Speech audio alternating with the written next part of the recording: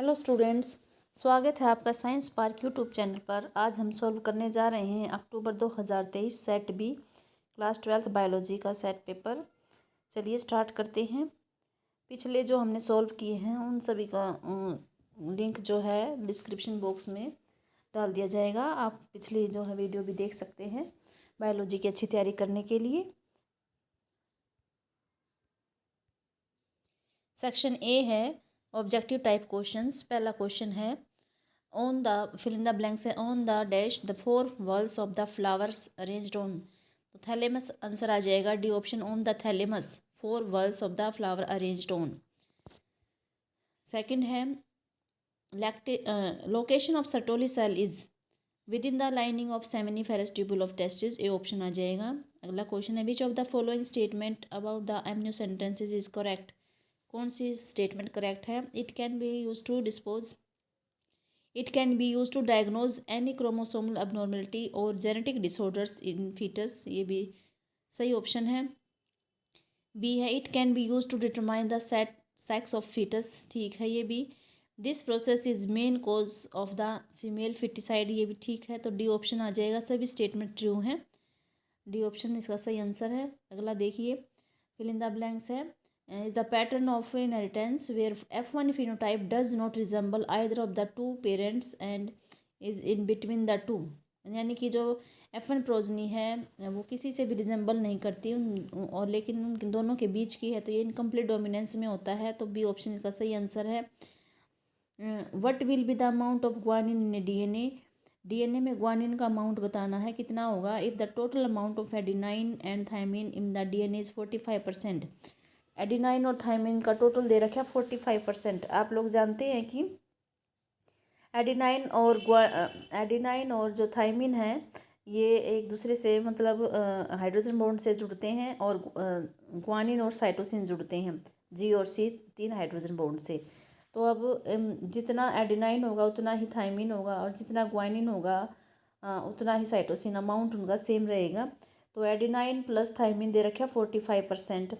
तो इस तरह से टोटल होता है 100। तो हम जी प्लस सी का जो है वो 55% हो गया। अब ग्वानिन और साइटोसिन की मात्रा बराबर होती है तो ये हाफ़ हो जाएगा 55% का।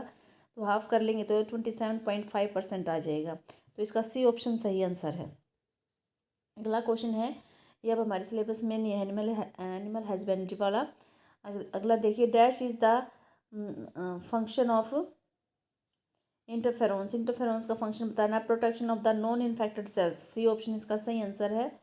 अगला देखिए बायोलॉजिकल ऑक्सीजन डिमांड्स इंडिकेट्स। क्या इंडिकेट करती है। Quality of the organic matter, quantity of the organic matter present in the water. भाई कितनी क्वांटिटी है ऑर्गेनिक मैटर में वो बीओडी से पता चलता है। तो ये ऑप्शन सही आंसर है। Which one of the following is known as the specific molecular scissors. Specific molecular scissors कौन है। तो सी ऑप्शन रेस्ट्रिक्शन एंडोन्यूक्लियोसिस हैं स्पेसिफिक मॉलिकुलर सीजर्स। अगला क्वेश्चन है इन ए प्लांट और animal desired properties are possible because of which of the genetic engineering आ जाएगा। इसमें ऑप्शन सी आंसर है। अगला क्वेश्चन है complete the following sentence. Formation of microscopic tetrads of pollen grains is result of meiotic cell division. इसमें meiotic cell division आ जाएगा। अगला क्वेश्चन है dash release copper ions press the sperm motility and fertilising capacity of the sperms. तो इसका आ जाएगा copper आयोडीज आ जाएंगे इसमें। अगला है according to you in humans which chromosomes express male और फीमेल। तो वाई क्रोमोसोम है ये एक्सप्रेस करेगा। अगला क्वेश्चन सिलेबस में नहीं है। अगला क्वेश्चन देखिए in aquatic ecosystem the limiting factor for the productivity is light आ जाएगा। सेक्शन बी स्टार्ट हो गया है। Very short answer type questions हैं। पहला है write the importance of streptokinase enzyme. Streptokinase enzyme की जो है वो है इम्पोर्टेंस बतानी है। देखिए streptokinase enzyme used as a clot buster for removing clots from the blood vessels. जो ब्लड वेसल्स में क्लोट्स जम जाते हैं उसको रिमूव करने के लिए स्ट्रेप्टोकाइनेज का यूज़ किया जाता है। ये एंजाइम होता है किस पेशेंट में किया जाता है जिसमें अभी जो कि मायोकार्डियल इन्फार्क्शंस जिसमें हुई है, यानी जिसमें हार्ट अटैक की शिकायत हुई है, उसमें जो ब्लड वेसल में जो क्लोट जम गया है उसमें से उसको हटाने के लिए स्ट्रेप्टोकाइनेज का यूज़ किया जाता है। अगला क्वेश्चन देखिए, streptokinase make a list of 2 household producing products. 2 household products बताने हैं along with the name of a microorganism producing them. देखिए कर्ड लिख देना, एक जो लैक्टोबैसिलस बनाता है। ब्रेड जो है सैक्रोमाइसिस सरीवी से आ जाएगा। स्विस चीज़ है प्रोपियोनिक बैक्टीरियम शर्मानी, तो आप 2 लिख सकते हैं इनमें से।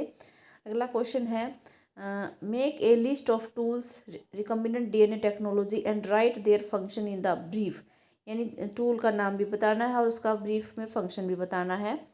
देखिए रेस्ट्रिक्शन एंजाइम है पहला टूल जो है, रेस्ट्रिक्शन एंजाइम होते हैं। ये रेस्ट्रिक्शन एंजाइम क्या करते हैं, डीएनए को क्लीव करते हैं स्पेसिफिक साइट पे।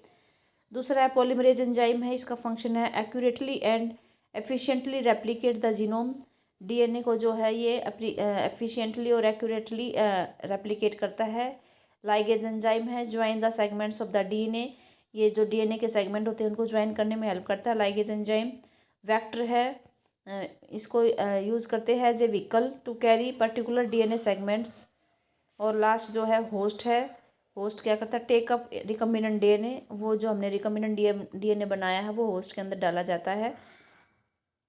तो इस तरह से ये आप इसके वो कर सकते हैं, फंक्शन लिख सकते हैं। तो अगला क्वेश्चन देखिए, why crystals of BT toxins produced by some bacteria do not kill the bacteria themselves. यानी कि जिस बैक्टीरिया के अंदर ये बीटी टॉक्सिन होता है वो बैक्टीरिया क्यों नहीं मरता बल्कि दूसरे जो है मर जाते हैं, ये बताना है। दूसरे उनको क्यों नुकसान पहुंचाते हैं ये।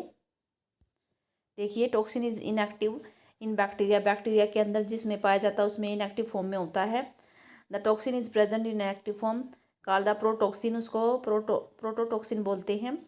विच gets converted into active form when it enters the body of an insect. जब ये इंसेक्ट की बॉडी में जाता है तो ये वहाँ पर इसको एल्केलाइन पीएच मिल जाता है और एल्केलाइन की पीएच की फॉर्म में ये एक्टिव हो जाता है।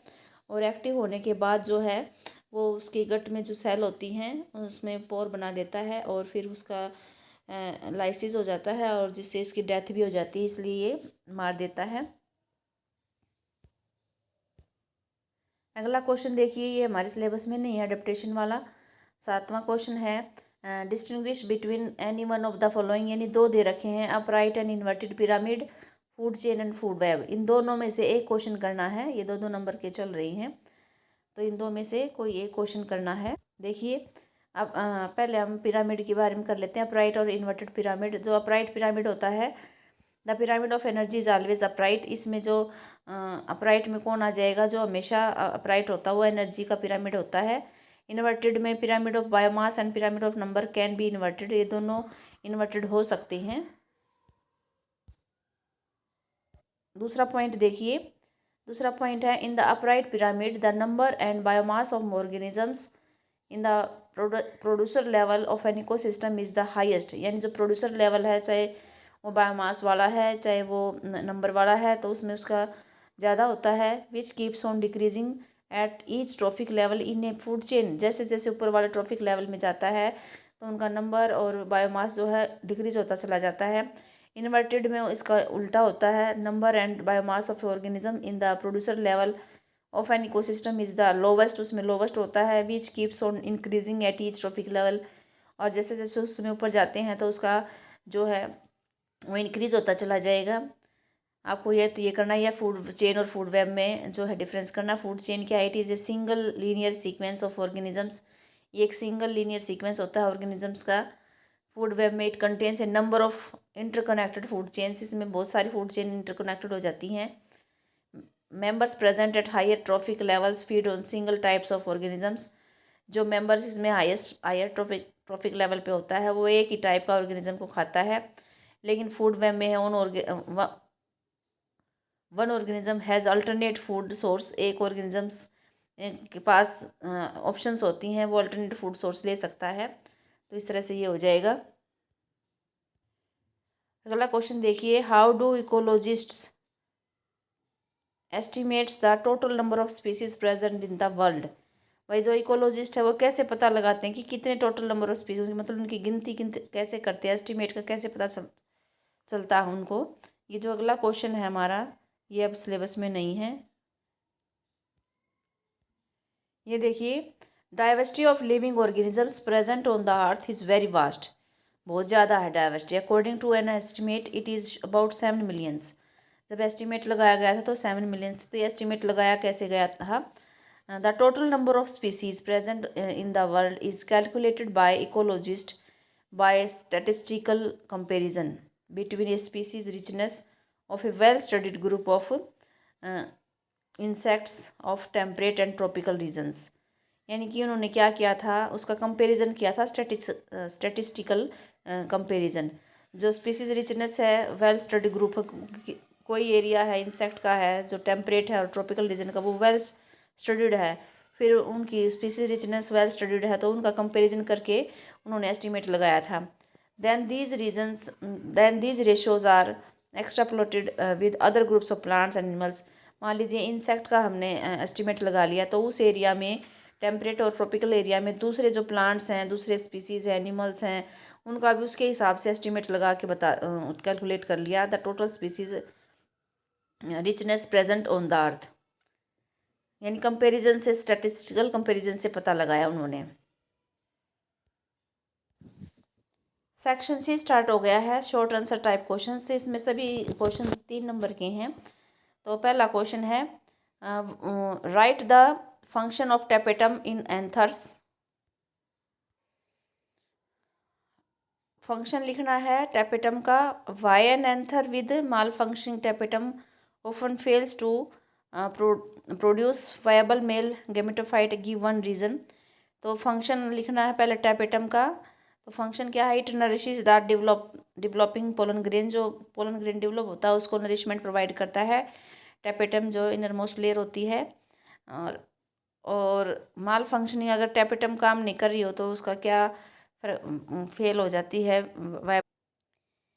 ये देखिए, the anther with malfunctioning tapetum can not provide complete nutrition to the developing microspore और मेल गेमेटोफाइट। अगर मतलब टेपेटम फंक्शन नहीं कर रही हैं तो उसमें उसको न्यूट्रिशन नहीं मिलेगी माइक्रोस्पोर को, जो डेवलपिंग माइक्रोस्पोर है या मेल गेमेटोफाइट है, और वो उसको नरिशमेंट नहीं मिलेगी तो फिर फेल हो जाएगा to produce viable male gametophyte. तो इसलिए ये इम्पोर्टेंट है टेपेटम का फंक्शन। अगला क्वेश्चन देखिए, what are the oral contraceptives pills and how do they act as a effective contraceptives. ये कह रहे हैं ओरल कंट्रासेप्टिव्स क्या होते हैं। Oral contraceptive pills contain either progestogens और प्रोजेस्ट्रोन एस्ट्रोजन कॉम्बिनेशंस। या तो उसमें सिर्फ प्रोजेस्ट्रोजन होगा या प्रोजेस्ट्रोन या ओस्ट्रोजन जो है उन दोनों का कॉम्बिनेशन होगा। और ये कैसे फंक्शन करते हैं? ये ओव्यूलेशन को इनहिबिट कर देते हैं, इम्प्लांटेशन को भी इनहिबिट कर देते हैं, और altering the quality of cervical mucus to prevent the cervical mucus की जो क्वालिटी को उसको चेंज कर देते हैं, ताकि जो है वो मोटिलिटी, स्पर्म की जो मोटिलिटी है इन फीमेल रिप्रोडक्टिव ट्रैक्ट वो कम हो जाए, स्प्रेस हो जाए, प्रिवेंट, तो मोटिलिटी ना हो स्पर्म्स की। इसलिए उसकी जो सर्वाइकल म्यूकस है उसका म्यूकस चेंज करने से, उसकी क्वालिटी चेंज करने से स्पर्म की मोटिलिटी रुक जाती है। इसका एग्जाम्पल है सहेली होता है इसका। ये नॉन स्टेरॉइडल प्रिपरेशन है। It is a once a week pill with very few side effects. अगला क्वेश्चन है, write the scientific name of fruit fly. What was Morgan experiment and why did Morgan prefer to work with fruit flies for his experiments, explains in brief. देखिए, scientific name है fruit fly का Drosophila melanogasters. TH Morgan है, उसने इस organism को prefer क्यों किया था स्टडी के लिए? It has fast and short life cycle. Fast है, शॉर्ट लाइफ साइकिल है। It has only 4 pairs of chromosome. इसमें 4 नंबर पेयर है सिर्फ। इट्स रिप्रोड्यूस क्विकली, और इसमें मेल और फीमेल जो है फ्रूट फ्लाई हैं वो इजीली डिस्टिंग्विशेबल होती हैं, इजीली पहचानी जाती हैं। और इसमें जो वेरिएशंस हैं वो बहुत सारी वेरिएशन हैं, तो इस तरह से स्टडी के लिए इसको बेहतर माना गया था। अगला क्वेश्चन है, if a cross was carried out between a tall and a dwarf pea plants, results of the cross between 50% parental characters जो रिजल्ट आया है वो क्रॉस का 50% पेरेंटल करेक्टर आ गई हैं। तो हमें ये पनट स्क्वायर से बताना है और इस क्रॉस का नाम बताना है। देखिए पहले ये क्रॉस करके दिखा देते हैं। 50% जैसे टाल ये हो गया हमारा capital T small T. Tall जो है फिनोटाइप टाल है, genotype capital T small T है पेरेंट्स की। और ड्वार्फ हो गया, ड्वार्फ तो है होमोजाइगस रिसेसिव है ही। दो गैमेट बन गए कैपिटल टी स्मॉल टी और इसके ड्वार्फ वाले के दोनों छोटे स्मॉल टी बन गए। और मेल फीमेल का जब ये उसके बीच में फर्टिलाइजेशन हुई तो इसमें 2 टाल आ गए और 2 ड्वार्फ, यानी 50-50 रेशो आ गई। 50-50 1:1 रेशो आ गई। टेस्ट क्रॉस है, इस क्रॉस को बोला गया test cross carried out an organisms with an unknown dominant phenotypes. जो फिनोटाइप है ये डोमिनेंट है और अननोन है, ये नहीं पता भाई जो इसकी जीनोटाइप है वो होमोजाइगस है या हेट्रोजाइगस है। Is a crossed with A homozygous recessive of same species for a particular trait. तो इस तरह से टेस्ट क्रॉस है। अगला क्वेश्चन देखिए, when does a human body elicit an anamnestic response. तो ये अनअमनेस्टिक रिस्पॉन्स यानी सेकेंडरी रिस्पॉन्स होता है, ये बॉडी को कब मिलता है बॉडी को, ये बताना है। सेकेंडरी और anamnestic immune response is based on the memory of the primary response. यानी किस पे बेस होता है ये, प्राइमरी रिस्पॉन्स की मेमोरी पे बेस होता है। That is first encounter with an antigen. Due to this second generated immune response is faster and has higher affinity for antigen and therefore it is more intense than primary immune response in the humans. अगला question देखिए, why sharing of injection a needle between 2 individual is not recommended.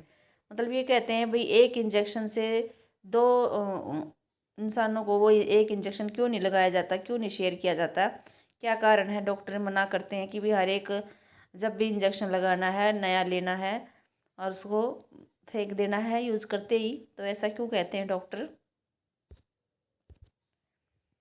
Sharing injection needles में act as a mode of transmission of certain disease. अगर हम injection को share करते हैं तो उससे बहुत सी बीमारी ट्रांसमिट हो सकती हैं। एड्स ट्रांसमिट हो सकती हैं और भी जो है जो बीमारियां हैं बहुत सी हैं ऐसी हैं जो ट्रांसफ़र हो जाएंगी। इसलिए ये इसको sharing of injection not recommended by the doctors. अगला क्वेश्चन है, अगला क्वेश्चन देखिए, ये बताना है, स्टडी करना है इस डायग्राम को, फॉलोइंग क्वेश्चंस को। इसमें बताना what does P stands for in vector PBR322। So P जो है ये प्लाज्मिड के लिए जो है स्टैंड करता है। What is the function of vector PBR322 antibiotic resistance genes. यानी इसमें जो एंटीबायोटिक रेजिस्टेंस जीन है उनका फंक्शन बताना है और इसमें ORI साइट है उसका क्या सिग्निफिकेंस है ये बताना है।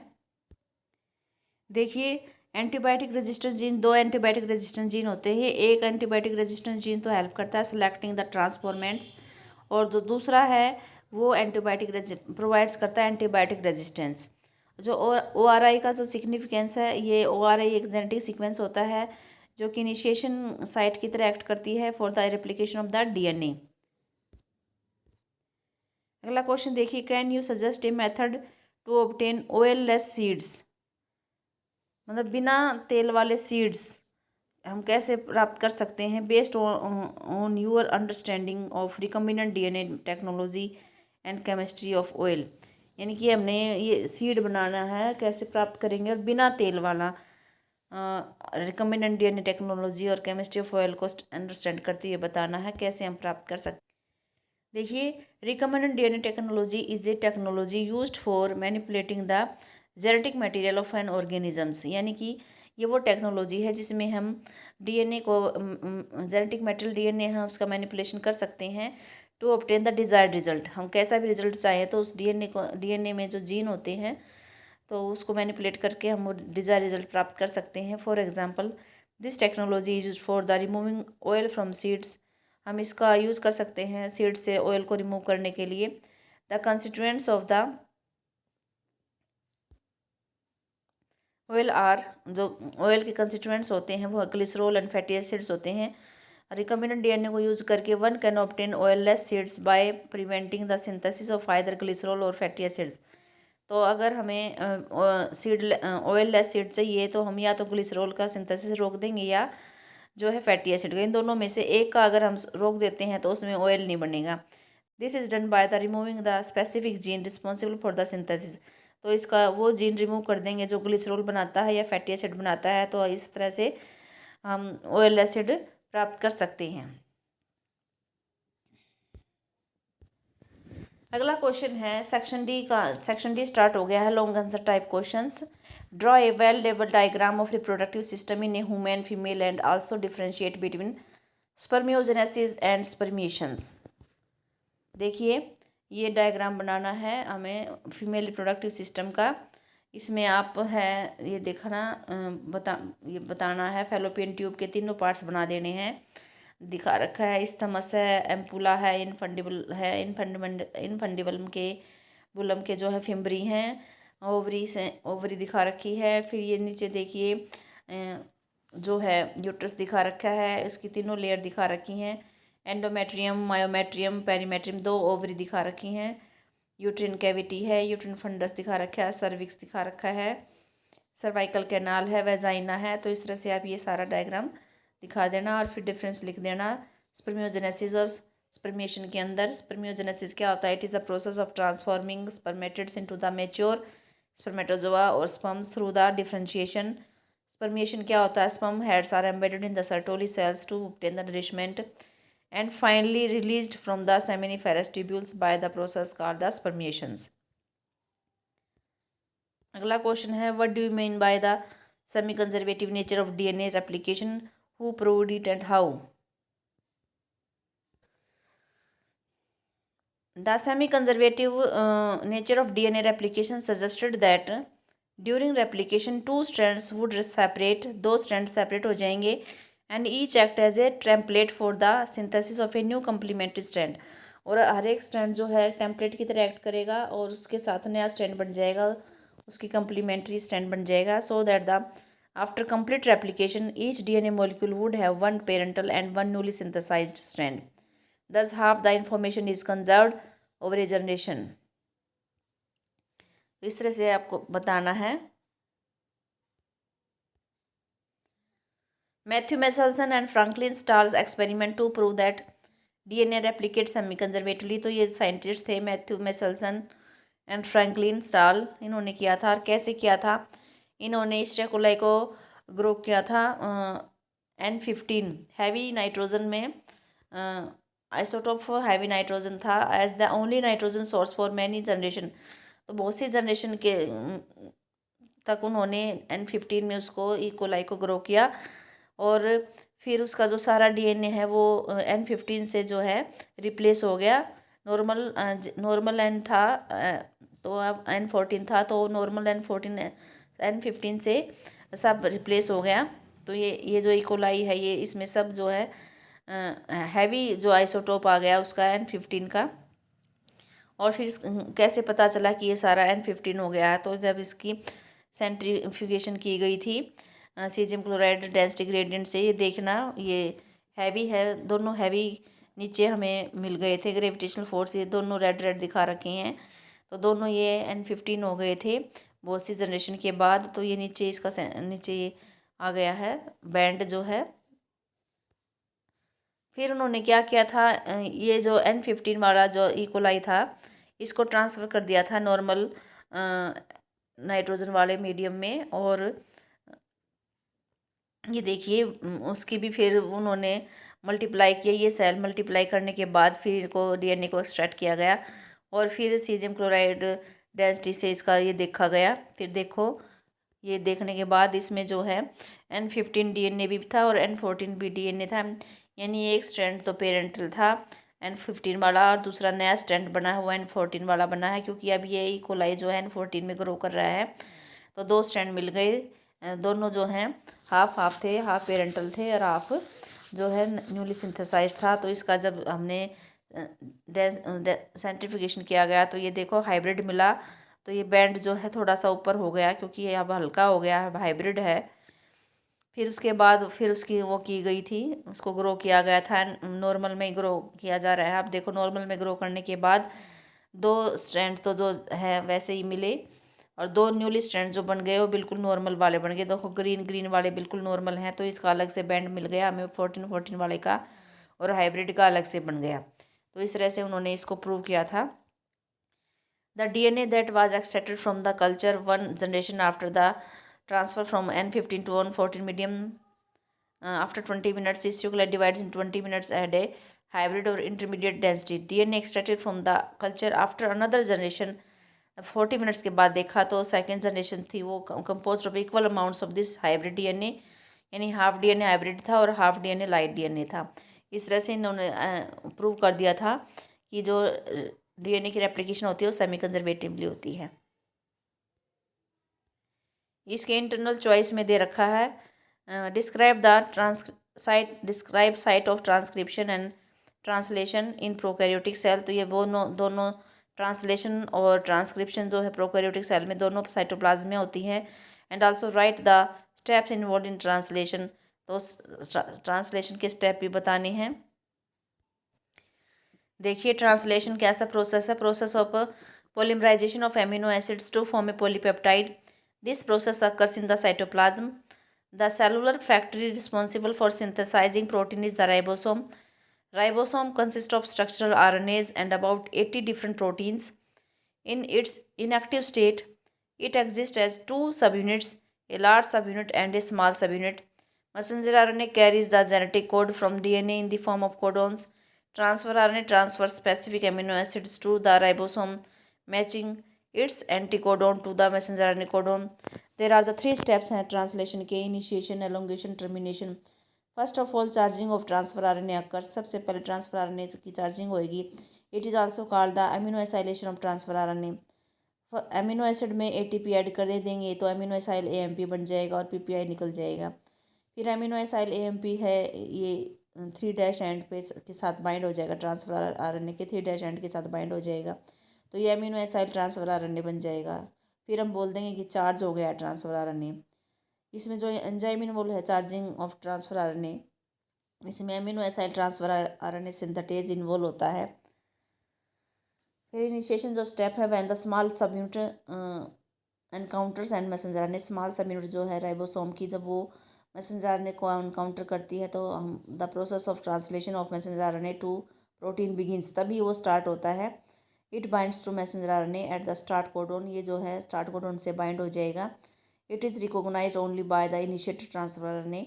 जो इसको ये इनिशिएटर कोडोन है, इसको सिर्फ इनिशिएटर ट्रांसफर आरएनए ही रिकॉग्नाइज कर पाएगा। Initiator RNA transfer RNA always binds to P sites of the large सब यूनिट्स। देखिए भाई दो साइट होती है, एक ए साइट एक पी साइट। जो स्टार्टिंग में ट्रांसफर आरएनए आता है वो पी साइट से बाइंड होते हैं, और जो फर्दर ट्रांसफर आरएनए आते हैं वो ए साइट्स पे बाइंड हो जाते हैं। पी साइट जो है होल्ड करता है growing chain of polypeptide. Elongation में क्या होता है, the ribosome move along the messenger RNA in 5 to 3 direction. जो राइबोसोम है उसके साथ अटैच हुआ है मैसेंजर आरएनए, वो 5 to 3 डायरेक्शन में जो है मूव करेगा। Transfer RNA bring specific amino acid to the A site, वो ए साइट पे लेके आता है। During peptide bond formation transfer RNA in the P site releases, वहाँ से पी साइट से रिलीज हो जाएगा polypeptide chain to the amino acid in the A site. वो ए साइट पे रिलीज कर देगा उसको, बिकमिंग डीएसाइलेटेड। और पी साइट वाला है जो डीएसाइलेटेड हो जाएगा एंड लीव द राइबोसोम, और राइबोसोम को छोड़ देगा। When two amino acids brought close to each other, जब दोनों पास में लेके आए जाते हैं पेप्टाइड बॉन्ड फॉर्म, दो पेप्टाइड बॉन्ड बन जाता है। During this stage complexes composed of an amino acid, complexes बन जाते हैं amino link to transfer RNA sequentially bind to the appropriate codon in messenger RNA by forming a complementary base pairs with the transfer RNA and anticodon. Ribosome move from codon to codon along the messenger RNA. Amino acids are added one by one, translated into polypeptide sequences. इस तरह से ये जो chain है polypeptide की elongate होती जाएगी। Termination में वैन स्टॉप कोडोन 3 होते हैं। Stop codon UAA, UAG, UGA enters the A site, जब ये ए साइट पे एंटर करते हैं, no transfer RNA exist for stop codon, इनके लिए कोई ट्रांसफ़र आरएनए नहीं होता। A release factor binds to the stop codon, एक रिलीज फैक्टर बाइंड हो जाता है स्टॉप कोडन के साथ और ट्रांसलेशन को टर्मिनेट कर देता है, और जो पॉलीपेप्टाइड की चेन बनी थी वो रिलीज़ हो जाती है राइबोसोम से। इस तरह से ये ट्रांसलेशन का जो हो जाता है, ये देखिए इसमें ए साइट और पी साइट दिखा रखी है। तो ये देखना, ए जो पी साइट है उस पर इनिशिएटर फर्स्ट जो ट्रांसफर आ जाता है वो ए पी साइट पे आता है, और जो फर्दर चार्ज ट्रांसफर आरएनए आते हैं वो ए साइट पे आते हैं। जब वो ए साइट पे आ जाता है तो जो पी साइट पे है पॉलीपेप्टाइड चेन, वहाँ वो उससे रिलीज़ कर देता है और वो ए साइट पे भेज देता है, और ए साइट पे जो अमीनो एसिड आया है और जो पी साइट वाला अमीनो एसिड है उसकी के बीच में जो है पेप्टाइड बॉन्ड बन जाता है, और इस तरह से ये चेन लंबी होती चली जाती है, और जो पी साइट पे ट्रांसफ़र आरएनए था वो रिलीज होता, डीएसाइलेटेड हो जाता है और वो रिलीज हो जाता है। इस तरह से फिर ए साइट पे ये चेन बन जाती है, फिर ए साइट से वो चेन पी साइट पे चली जाएगी, और ए साइट फ्री हो जाएगी तो जो नया activated trans charge transfer RNA है वो आ जाएगा। तो इस तरह से ये प्रोसेस चलता रहेगा और ट्रांसलेशन कंप्लीट हो जाएगी, और 5 to 3 डायरेक्शन में ये राइबोसोम मूव करता रहेगा। अगला क्वेश्चन देखिए, divergent evolution leads to homologous structures, explain with the help of an examples. Homologous organs, the organs which are similar in origin and structure but have different functions.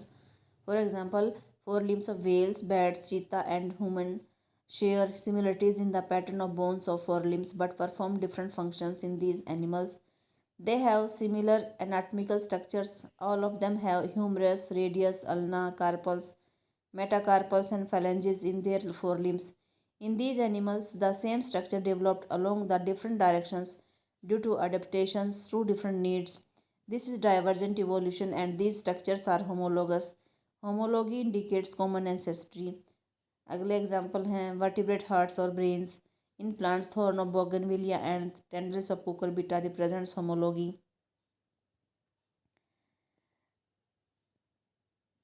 अगला question देखिए, cite an example where more than one adaptive radiations has occurred in an isolated geographical area. Name the type of evolution your example depicts and state why it is so named.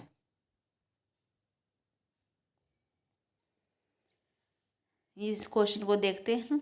More than one adaptive radiation has occurred in an isolated geographical area, name the type of evolution. Example देखेंगे क्या है और इसका नाम ऐसे देखिए। Best example है where more than one adaptive radiation has occurred in an isolated geographical area is the evolution of Australian marsupials and placental mammals in Australia. While many different marsupials evolved from a common ancestral stock within the isolated Australian continent, one adaptive radiation हो गई. Another set of placental mammals also evolved into diverse forms that appear similar to corresponding marsupials. A second adaptive radiation, यानी दो adaptive radiation है वो parallelly evolve हो रही हैं. जब पैरेलली इवोल्व हो रही हैं तो वो आगे जाके जो है उनका जो हैबिटेट है, इकोलॉजिकल नीच है, वो सिमिलर हो जाता है। तो इसका इस इवोल्यूशन को कन्वर्जेंट इवोल्यूशन क्यों बोल रहे हैं, क्योंकि इसमें इंडिपेंडेंट डेवलपमेंट हो रही है। 2 और more groups of organisms from different ancestral backgrounds independently evolve similar traits और converge towards a similar form की तरफ कन्वर्ज हो जाते हैं। एनवायरमेंटल प्रेशर क्या है इसमें, when more than one adaptive radiation occurs in an isolated area, different species end up occupying similar ecological niche. Resultant structure क्या है, in the case of Australian, for example, the placental wolf and the Tasmanian wolf marsupial share similar physical features. उनके physical features similar हैं because they adapted to similar lifestyle, क्योंकि उन्होंने उनका जो lifestyle है वो सिमिलर हो गया है। जिस कारण से इस ओवोल्यूशन को हम क्या बोलेंगे, कन्वर्जेंट इवोल्यूशन। ये देखिए डायग्राम में प्लेसेंटल मैमल्स है, ऑस्ट्रेलियन मार्सुपियल्स हैं। फिजिकल जो फीचर्स हैं ये एक जैसे से दिखाई देंगे। मोल है ये प्लेसेंटल, ये ऑस्ट्रेलियन देखो मार्सुपियल मोल है। इस यहाँ आंट ईटर है, ये नम्बिट आंट ईटर, ये माउस है मार्सुपियल माउस है। ये लेमूर स्पॉटेड कस्कस है, ये फ्लाइंग स्क्वेरल है, फ्लाइंग फैलेंजीज है। बॉब कैट है, टस्मानियन टाइगर कैट है, वोल्फ है, टस्मानियन वोल्फ, यानी पैरेलली चल रही है इवोल्यूशन, इसलिए इसको कन्वर्जेंट इवोल्यूशन बोला गया है। तो ये आज का जो है क्वेश्चन पेपर कंप्लीट हो गया है। अगर आपको पसंद आ रहा है तो लाइक करें और ज़्यादा से ज़्यादा शेयर करें। अगर कोई डाउट है तो कमेंट ज़रूर करें।